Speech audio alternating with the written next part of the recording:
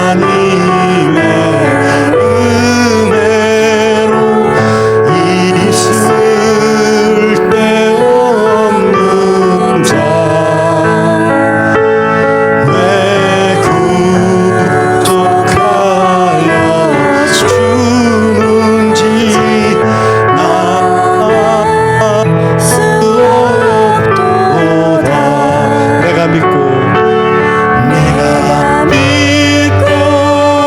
또 의지하는 내 모든 형편 사랑 주님 늘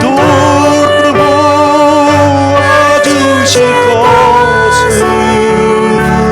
나는 확실히 아네. 우리 여자 성도님만 할게요. 여자분만.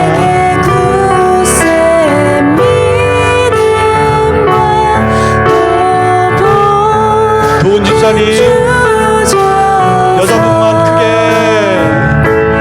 내 맘이 항상 변한지 나는 알 수 다 같이 할게요. 우리 한번 믿고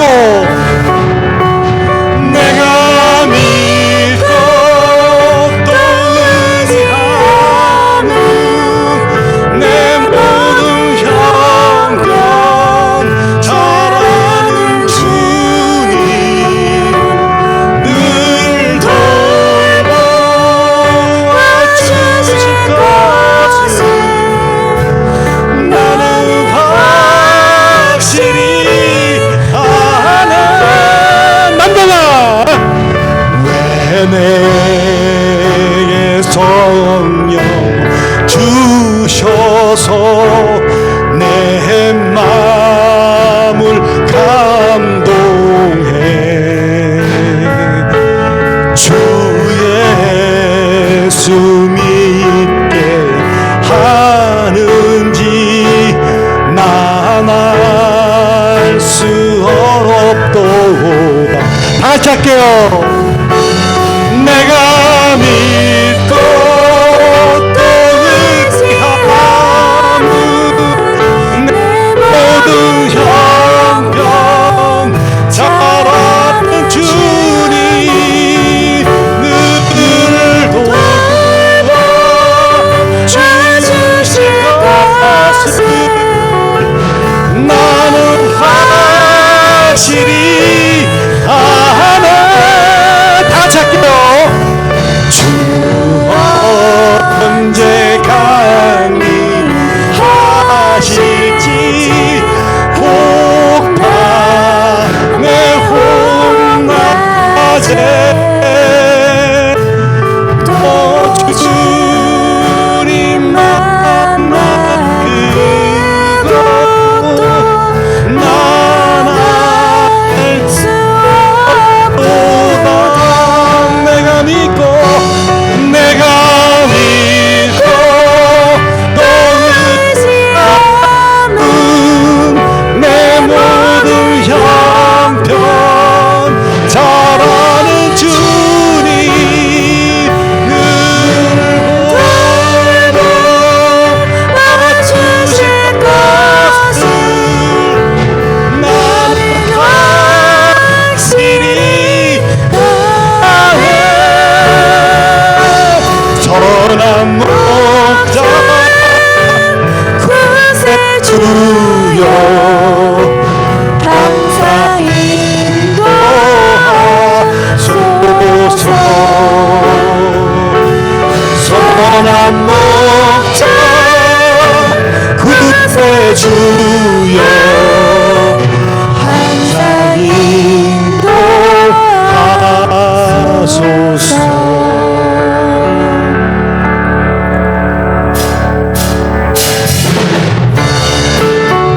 박수 한번 칠까요?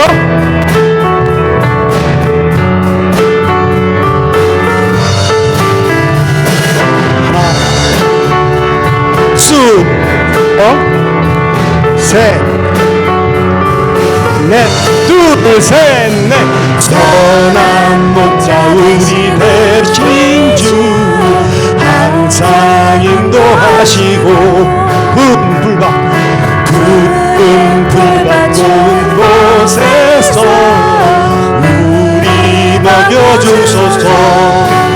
선한 목자 구세주여 항상 인도하소서. 선한 목자 구세주여 항상 인도하소서. 양의 문이 되신 예수여 우리 영접하시고 길을 잃은 양의 무리를 항상 인도하소서. 선한 목자 구세주여 기도 들어주소서. 선한 목자 구세주여 기도 들어주소서. 힘이 많고 약한 우리를 용납하여 주시고 주의 날고 크신 은혜로 지혜롭게 하셨네. 선한 목자 구세주여 지금 나아갑니다.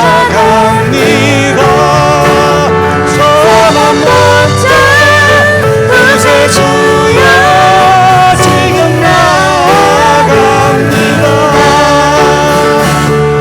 일찍 주의 뜻을 따라서 살아가게 하시고 주의 크신 사랑 베푸사 따라가게 하소서. 선한 목자 구세주여 항상 인도하소서. 선한 목자 구세주여 항상 인도하소서.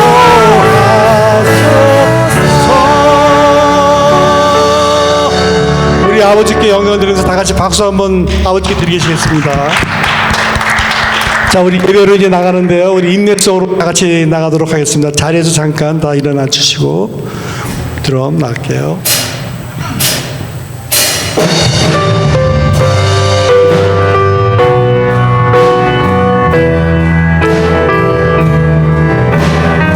우리 다 같이 손을 한번 들어볼까요? 우리 한 손, 두 손 다 같이 들을게요. 내 하나님 서신 발 앞에 무릎 꿇고 경배하리. 큰 권능과 영광이 가득한 내 아버지 계시니고 하나님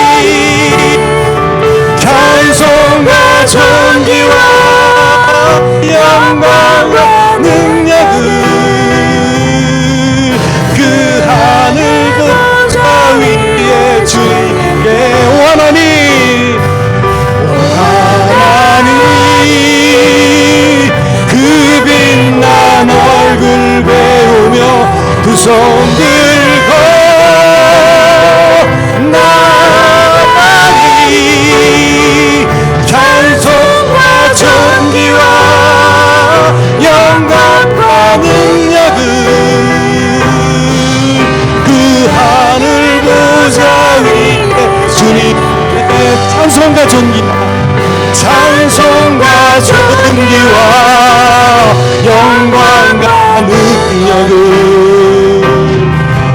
그 하늘 보좌 위에 주님께.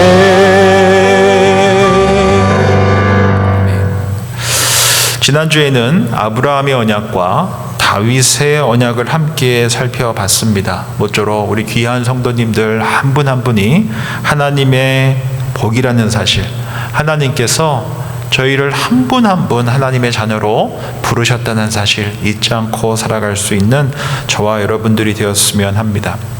오늘은 누가복음 1장을 통하여서 예수님의 어머니 마리아에 대해서 함께 살펴보고자 합니다.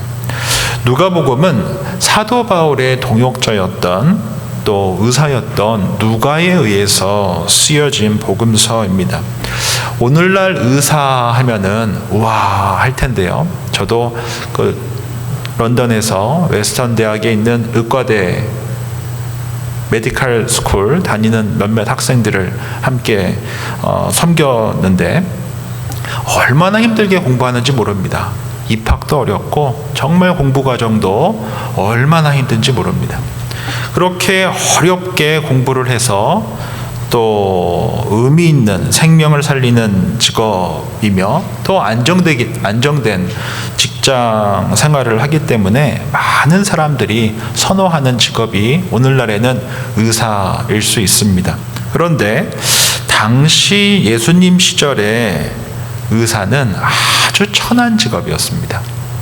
오늘과 같이 이렇게 모두에게 존경받고 또 아주 넉넉한 그런 직업군이 아니고 그 당시에는 아주 천한 직업이었습니다. 그 이유는 피를 봐야 했기 때문에 그렇습니다.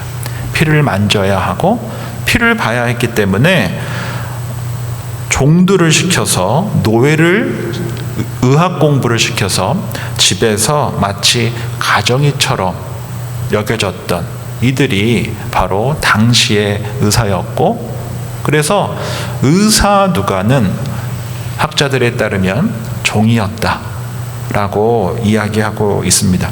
이런 맥락에서 누가복음 1장을 보면 데오빌로에게 쓴 누가복음은 자신의 주인이었던 데오빌로에게 노예의사 누가가 쓴 복음서라는 것입니다.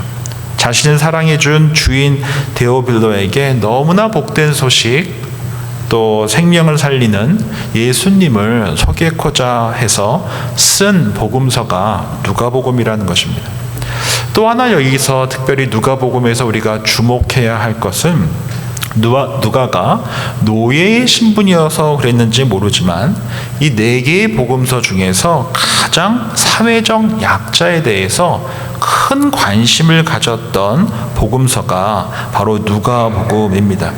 그런 맥락에서 봤을 때 누가복음에 보면 특별히 여성에 대해서 얼마나 큰 관심을 갖고 있는지 모릅니다. 그 대표적인 예가 바로 오늘 함께 살펴볼 누가복음 1장에 나오는 세례 요한의 어머니 엘리사벳과 예수님의 어머니 마리아의 삶을 그 여성의 입장에서 아주 구체적으로 담고 있는 그 복음서가 바로 누가복음인 것입니다. 오늘 함께 누가복음 1장을 함께 살펴보면서 특별히 은혜를 받은 자의 복이 뭔가, 은혜를 받은 자, 바로 저와 여러분들 같이 은혜를 받은 자의 그 복이 뭔가를 우리 누가복음 1장을 통해서 함께 발견하는 복된 시간이 되었으면 합니다. 첫 번째로 은혜를 받은 자, 우리가 은혜를 받으면 알게 되는 것이 있습니다.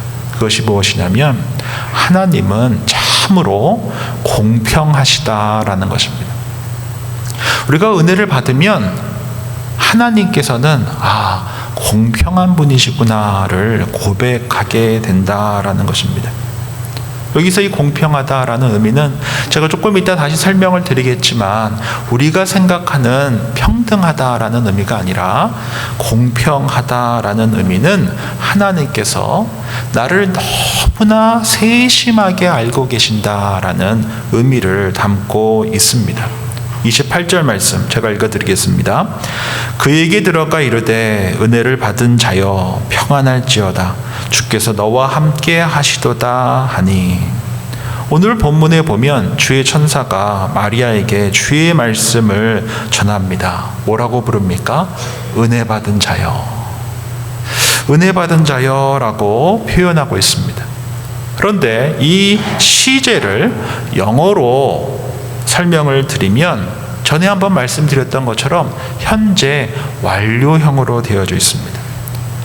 은혜를 주신 시점부터 지금까지 쭉 끊임없이 그 은혜가 임해왔다라고 말씀하고 있습니다. 세상적인 관점에서는 마리아는 특별한 여인이 아니었습니다.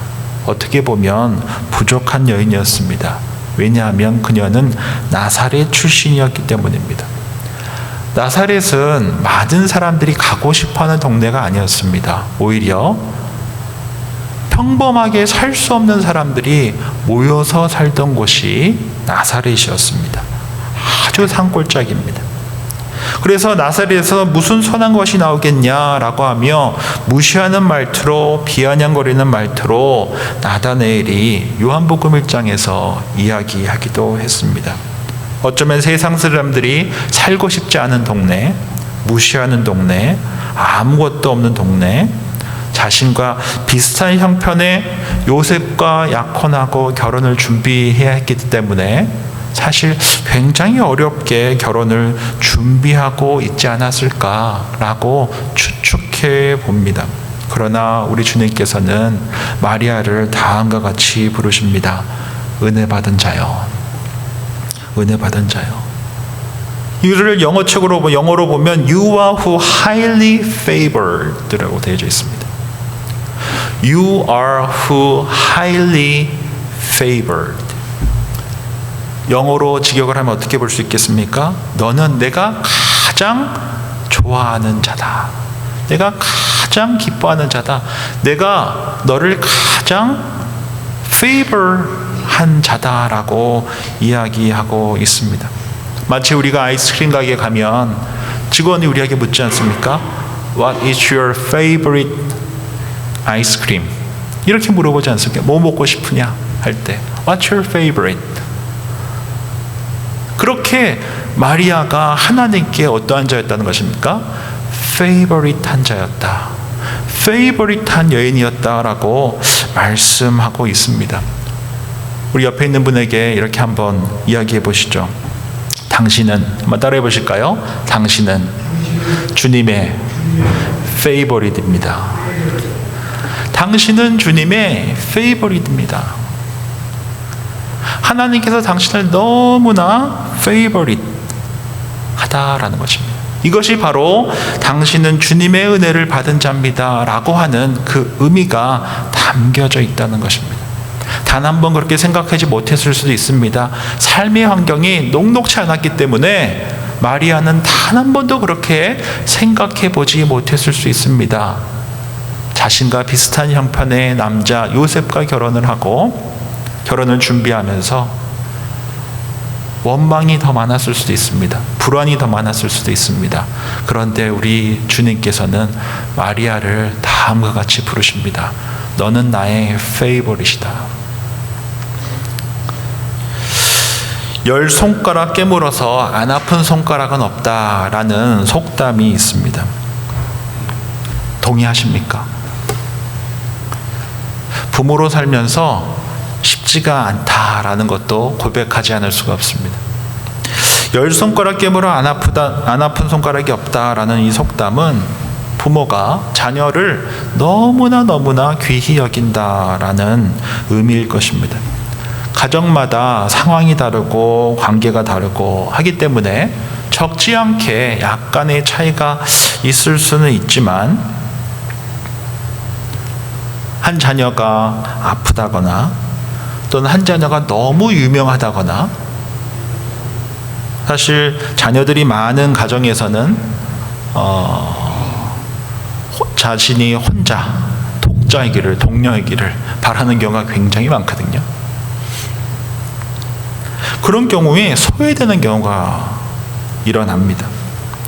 부모 또한 온전치 않기 때문에 자녀들이 성장하는 과정 속에서 첫째는 첫째대로, 둘째는 둘째대로 혼자는 혼자대로, 딸은 딸대로, 아들은 아들대로 아픔이 있을 수 있고 불만이 있을 수도 있고 죄책감이 있을 수도 있고 말하지 못할 분노가 있을 수도 있습니다. 그러나 부모는, 저는 그렇게 생각을 합니다.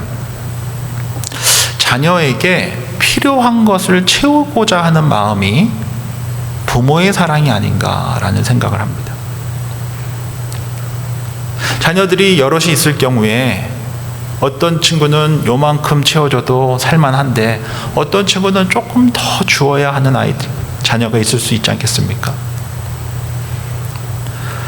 부모는 기본적으로 평등하게 사랑하는 것이 아니라 공평하게 필요한 만큼 채우며 사랑하며 그러한 내리사랑을 하는 것이 아닌가라는 생각을 해봅니다. 우리가 부모를 다 이해할 수가 없기 때문에 때로는 마음이 삐뚤어져서 아픔이 생기기도 하고 상처가 있을 수 있습니다. 그러나 우리가 여기서 기억해야 될 것은 하나님 아버지께서도 평등하지 않으십니다. 하나님은 공평하십니다. 부모 또한 평등하게 자녀를 사랑하지 않고 어떻게 사랑합니까? 공평하게 사랑하신다라는 것입니다. 하나님께서는 주인으로서 달란트를 줄 때 평등하게 주지 않으셨습니다. 어떻게 주셨습니까? 공평하게 주셨습니다. 5달란트 받을 만한 에게는 5달란트를, 2달란트가 필요한 아이에게는 2달란트를, 1달란트가 필요한 아이에게는 1달란트를 주었던 것입니다. 하나님은 평등하지 않으십니다. 하나님은 공평하십니다. 그렇다면 공평하다고 할 때 어떻게 공평하십니까? 라고 이야기할 수 있지 않겠습니까? 오히려 저는 소외되는데, 나는 사실 더 필요한데, 시샘이 생기는데, 하나님께서는 우리보다 우리를 더 잘 아시고, 하나님께서는 우리보다 우리에게 더 필요한 것이 무엇인지 더 잘 아시기 때문에 평등하게 주지 않으시고 공평하게 주신다라는 것입니다. 이것이 바로 가장 큰 차이점입니다. 하나님은 우리에게 평등하게 주지 않으시고 공평하게 주신다라는 것을, 부족해 보이는 만큼 채워주시는 사랑을 주시는 분이시라는 것을 우리가 믿을 때 하나님을 아빠, 아버지라 부를 수 있다라는 것입니다. 마리아도 세상 관점에서 봤을 때 평등하지 않다라고 생각했을 수 있습니다. 자신은 나사렛 출신이기 때문입니다. 나도 예루살렘 출신이었으면 어땠을까? 갈릴리 출신이었으면 어땠을까? 그러나 하나님께서 그녀를 부르실 때 너는 나의 페이보릿이다, 너는 은혜를 받은 자다 라고 했을 때 하나님께서 나를 얼마나 잘 아시는 분이신지 깨닫게 되었고, 그녀의 모든 부족했던 부분, 정말 하나님께서 공평한 분이시구나 라는 것을 고백하지 않을 수 없었던 것입니다. 그러한 은혜가 임할 때 우리는 하나님을 평등한 하나님이 아니라 공평하신 하나님이다 라는 것을 고백하게 된다라는 것입니다. 하나님은 사역을 시작하실 때 그래서 늘 은혜를 먼저 주십니다. 하나님이 나를 너무나 잘 아시는 공평하신 하나님이시다라는 것을 알고 시작하게 하시기 때문입니다. 예수님께서도 공생애를 시작하실 때 세례를 받으셨습니다. 우리가 배웠던 것처럼 예수님께서는 세례를 받으실 아무런 이유가 없습니다. 그럼에도 불구하고 본이 되어주시기 위해서 세례를 받으셨습니다. 예수님께서 세례를 받으시자 하늘문이 열렸습니다. 성령이 비둘기같이 내렸습니다. 그리고 하늘에서 말씀해 주셨습니다. 너는 내 사랑하는 아들이라, 내가 너로 인하여 기뻐하노라. 그렇게 예수님의 공생애가 이 아름다운 축복과 선포로 시작되었습니다. 저는 이 말씀을 묵상할 때마다 제게 주시는 복음성가 가사가 있습니다. 제가 너무나 좋아하는 찬양인데요. 나를 지으신 주님이라는 찬양입니다. 제가 이 찬양의 가사를 읽어드리겠습니다. 나를 지으신 주님 내 안에 계셔 처음부터 내 삶은 그의 손에 있었죠. 그는 내 아버지 난 그의 소유 내가 어딜 가든지 날 떠나지 않죠. 내 이름 아시죠. 내 모든 생각도 아바라 부를 때 그가 들으시죠. 이 찬양의 가사처럼 하나님께서는 우리 아빠 아버지 되시기 때문에 우리보다 우리를 더 잘 아십니다. 그래서 하나님은 평등한 분이 아니시고 공평하신 분이십니다. 3월에 봄방학 때 우리 다음 세대들 중고등부 학생들이 유스코스타에 참석합니다. 저는 우리 귀한 다음 세대들을 주의 이름으로 우리 교회가 함께 축복하기를 바랍니다. 그리고 우리 다음 세대들이 바로 이 음성을 듣는 복된 시간이 되기를 함께 기도하며 응원하기를 바랍니다. 무엇입니까? 나는 하나님의 너무나 귀한 아들이다. 나는 하나님의 너무나 귀한 딸이다. You are my favorite 이라고 하는 분명한 음성을 듣는 복된 시간이 되기를 바랍니다. 그러할 때 하나님이 공평하시다라는 것을 고백하게 됩니다. 그래서 은혜를 받는 것이 중요합니다. 은혜의 자리에서 은혜를 받는 것이 중요한 것은 그러할 때 우리가 하나님이 공평하시다라고 고백합니다. 왜요? 하나님은 내 이름을 아시는 분이시고 공평하신 그 하나님은 나보다 나를 더 잘 아시며 나의 필요가 무엇인지 나보다 더 잘 아셔서 아버지 하나님의 사랑으로 채워주시는 분이시기 때문입니다. 그러할 때 그러한 공평한 하나님을 만날 때 눈에 보이는 것이 전부가 아니라고 믿을 수 있습니다. 천지를 창조하실 때 나를 지으셨다라는 것, 나를 향한 놀라운 계획이 있으시다는 것, 그리고 다른 세상 사람들은 자신의 욕망을 쫓아 살아가지만 나는 하나님께서 나를 아들이라 딸이라 부르셨기 때문에 나를 페이보릿이라고 부르셨기 때문에 공평하신 하나님께서 나에게 주신 사명을 지키며 그 사명을 다하며 살아가는 하나님의 자녀로서 살아가겠다라고 하며 그 공평하신 하나님을 신뢰하며 나아갈 수 있기 때문입니다. 모쪼록 우리 귀한 베리하니 장로교회 성도님들께서 하나님께서 사랑하라고 붙여주신 귀한 성도님들 한 분 한 분이 정말 하나님의 은혜 받은 자다라는 것을 고백할 수 있는 그 하나님을 만날 수 있기를 함께 중보할 수 있기를 바랍니다. 무엇보다 특별히 3월에 있을 유스코스타 가운데 정말 우리 다음 세대들이 하나님으로부터 그러한 음성 듣는 시간, 내가 너를 사랑한다, 너는 나의 아들이다, 너는 내 딸이다 라고 하는 분명한 그 은혜를 경험함으로 공평하신 그 하나님을 아빠, 아버지라 부르는 놀라운 은혜가 그 유스코스타 가운데 있기를 바랍니다. 두 번째로 우리가 하나 더 기억했으면 하는 것은 마리아를 통해서 우리가 하나 더 발견해야 할 것은 바로 믿음의 은사를 통해 바로 믿음을 통해서 하나님께서 우리에게 주신 그 은혜가 전달된다라는 것입니다. 믿음이 너무나 중요합니다. 믿음이 없으면 하나님을 기쁘시게 할 수 없습니다. 믿음이 없으면 하나님의 은혜가 전달되지 않습니다. 마리아는 도저히 상상할 수 없는 이야기를 듣게 됩니다.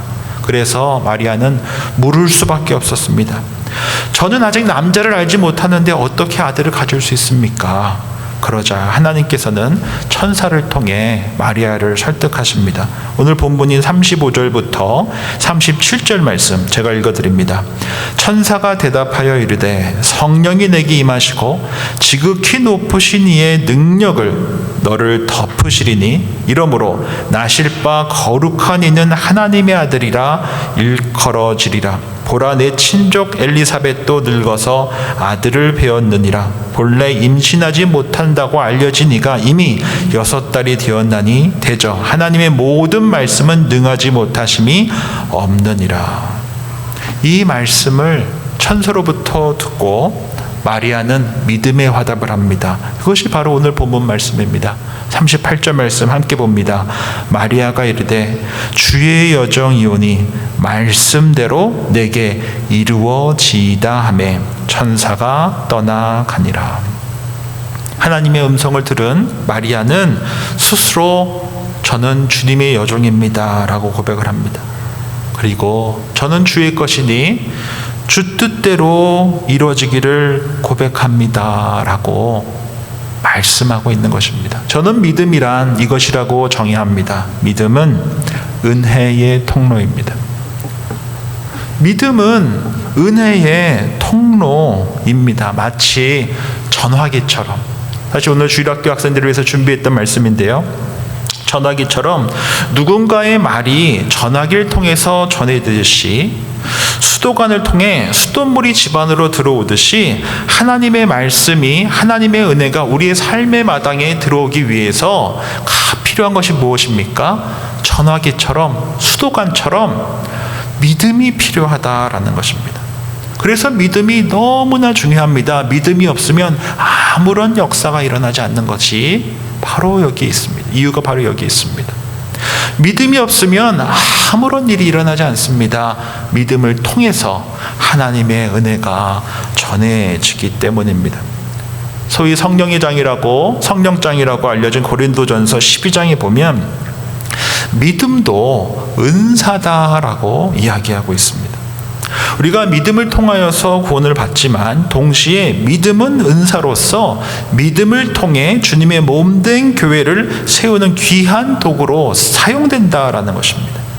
왜 믿음의 은사가 중요하겠습니까? 그렇다면 바로 믿음을 통해서만 하나님의 은혜가 흘러 들어올 수 있기 때문에 그렇습니다. 믿음이 없으면 하나님의 말씀이 들어올 수가 없습니다. 믿음이 없으면 하나님의 은혜가 들어올 수 없다라는 것입니다. 그 대표적인 예들이 바로 히브리서 11장에 나와 있는 노아와 아브라함의 믿음입니다. 노아는 120년 동안 거대한 방주를 지었습니다. 그때 비 한 방울 오지 않았습니다.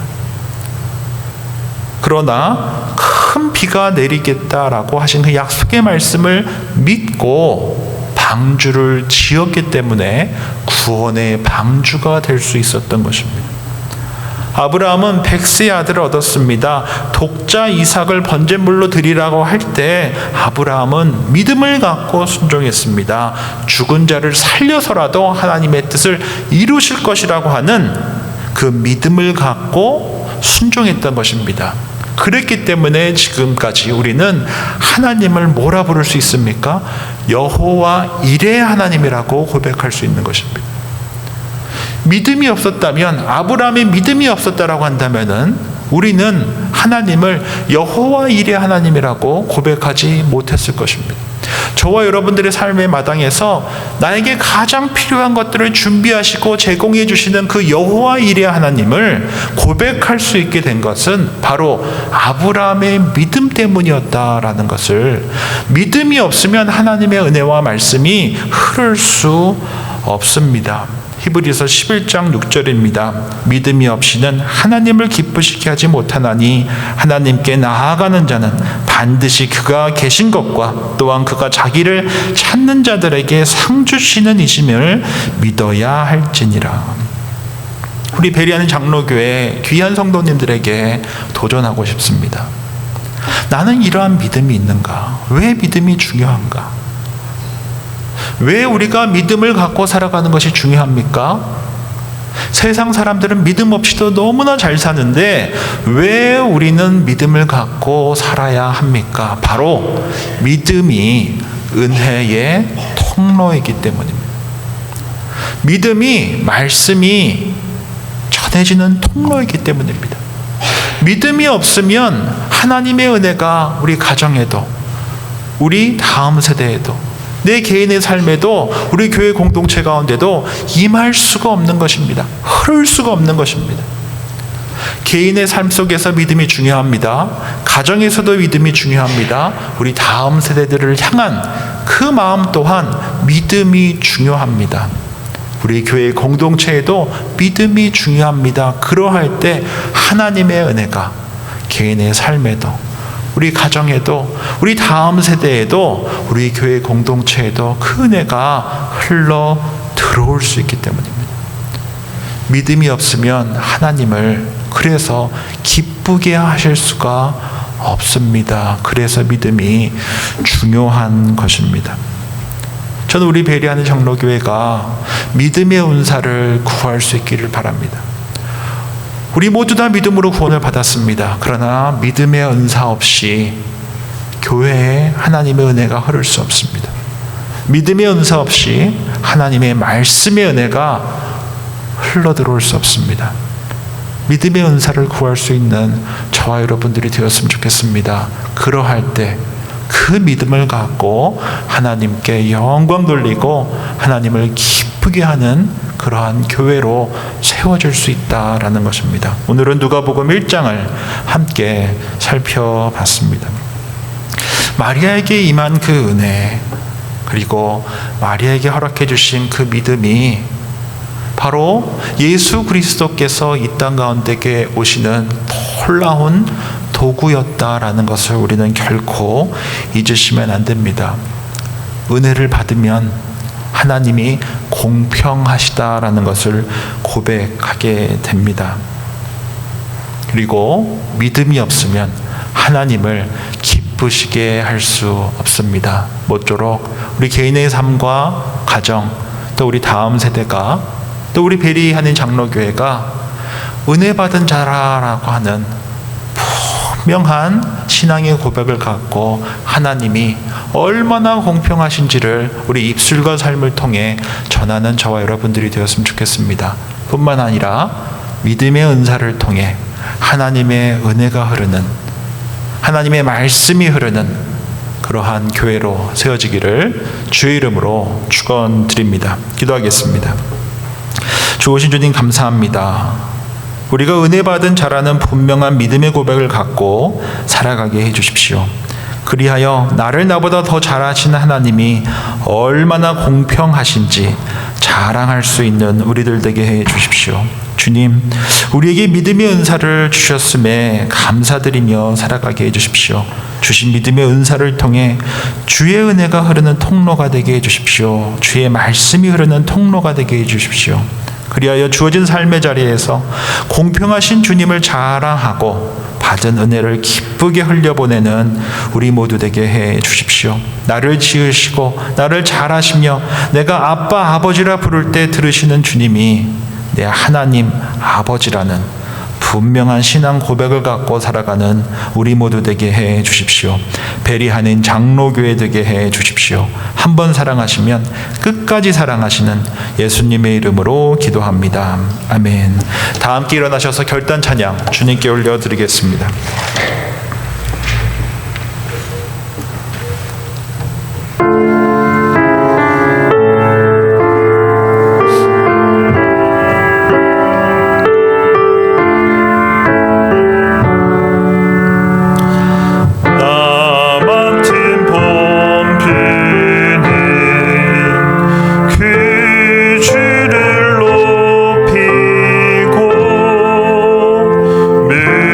영원